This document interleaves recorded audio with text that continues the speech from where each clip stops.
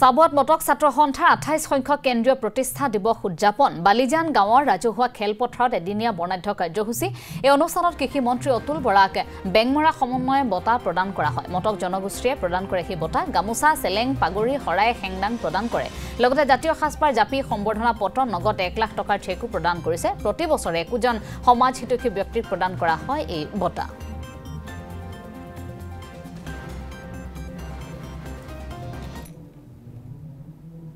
মৰম যাচিছে সন্মান যাচিছে মই আনন্দিত হৈছো মই তেওঁলোকক ধন্যবাদ আৰু কৃতজ্ঞতা জনাইছো মই এই সন্মানৰ যোগ্য বুলি মই নিজকে নাভাবো তথাপি দীৰ্ঘদিন ধৰি ময়ো এটা ছাত্ৰ সংগঠনৰ লগত জড়িত হৈ আছিলো কাৰণে আবেগ অনুভূতিক মই সদায় সন্মান জনাও তেওঁলোকৰ অনুৰোধক উপেক্ষা কৰিব নোৱাৰি আহিলো মটক জনগোষ্ঠী ৰাজ্যখনৰ এক ভূমিপুত্ৰ এই পিছপৰা জনগোষ্ঠীটো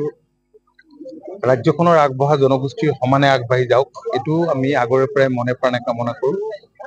আৰু মটক ছাত্ৰ সন্থাই যোৱা দিনবিলাক আমি দেখিছো যে জনগোষ্ঠীৰ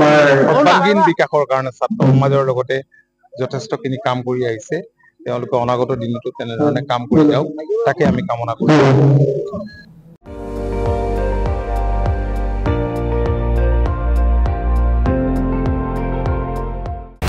আপুনি চাই আছে ND24 সৰ্বশ্ৰেষ্ঠ নহয় সৰ্বোত্তমৰ দৌৰ